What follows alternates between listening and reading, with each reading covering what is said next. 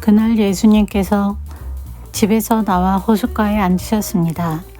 많은 사람들이 예수님의 주위에 몰려들었습니다. 그래서 예수님께서는 배에 올라가 앉으셨고 사람들은 호숫가에 그대로 서 있었습니다. 예수님께서 사람들에게 많은 것을 비유로 말씀하셨습니다. 농부가 씨를 뿌리러 나가 씨를 뿌리는데 어떤 씨는 길가에 떨어졌다. 그러자 새들이 날아와 씨를 모두 먹어버렸다. 어떤 씨는 흙이 별로 없고 돌이 많은 곳에 떨어졌다. 곧 싹이 났지만 흙이 깊지 않아서 해가 뜨자 시들어버렸고 뿌리가 없어서 곧 말라버렸다. 어떤 씨는 가시덤불에 떨어졌다. 가시덤불이 자라서 그 씨를 자라지 못하게 하였다. 어떤 씨는 좋은 땅에 떨어졌다. 열매를 맺었는데 어떤 것은 100배, 어떤 것은 60배, 또 어떤 것은 30배의 열매를 맺었다. 귀 있는 사람은 들어라. 비유로 가르치신 이유. 제자들이 예수님께 와서 물었습니다. 왜 사람들에게 비유로 가르치십니까?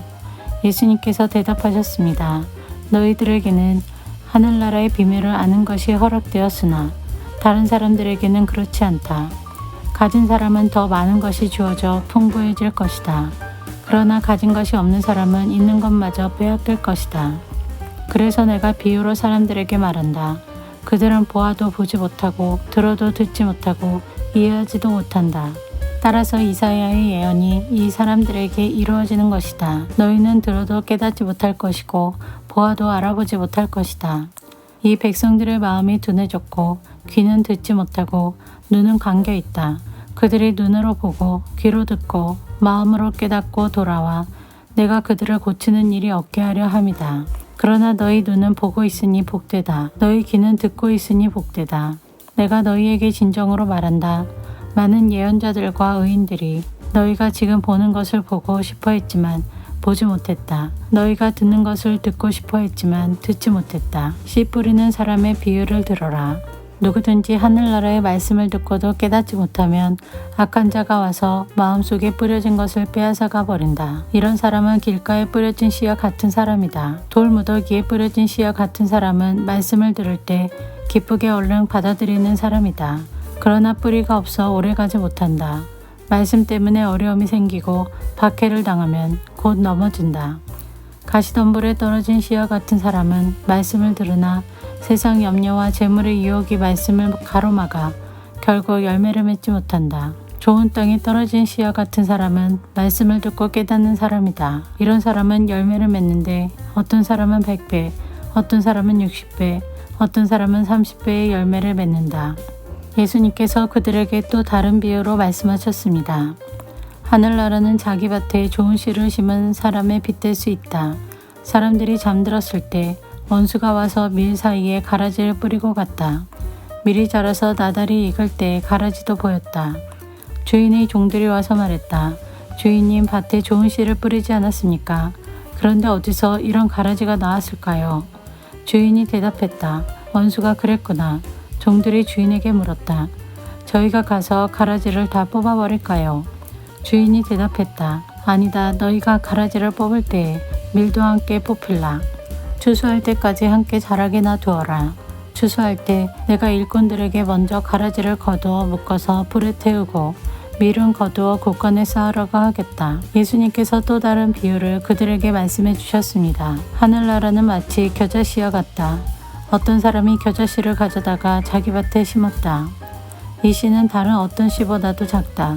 그런데 이것이 완전히 자라면 다른 어떤 풀보다도 더 큰 식물이 된다.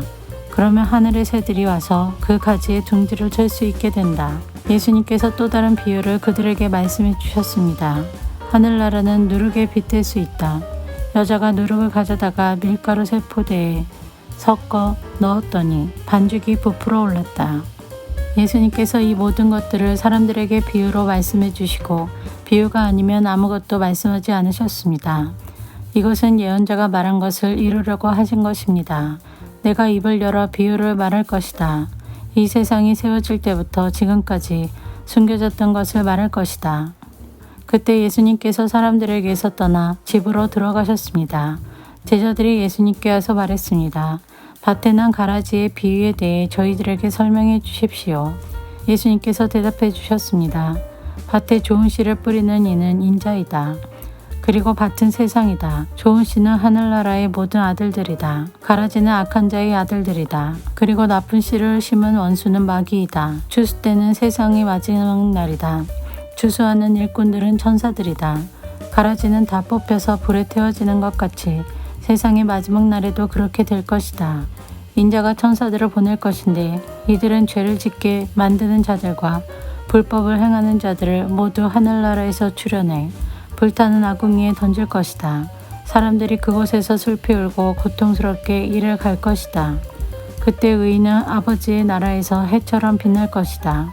귀 있는 자는 들어라. 하늘나라는 밭에 숨겨진 보물과 같다. 어떤 사람이 그 보물을 발견하고 다시 밭에 숨겼다. 그는 매우 기뻐하며 돌아가서 가진 것을 모두 팔아 그 밭을 샀다. 또한 하늘나라는 진주를 찾는 상인과 같다. 아주 값진 진주를 발견하자 그 사람은 가서 가진 것을 모두 팔아 그 진주를 샀다. 또한 하늘나라는 호수에 던져 온갖 종류의 고기를 잡은 그물과 같다. 그물이 가득 찼을 때 어부들은 바닷가로 그물을 끌어당겼다. 그들은 앉아서 좋은 물고기는 바구니에 담고 나쁜 것들은 던져버렸다.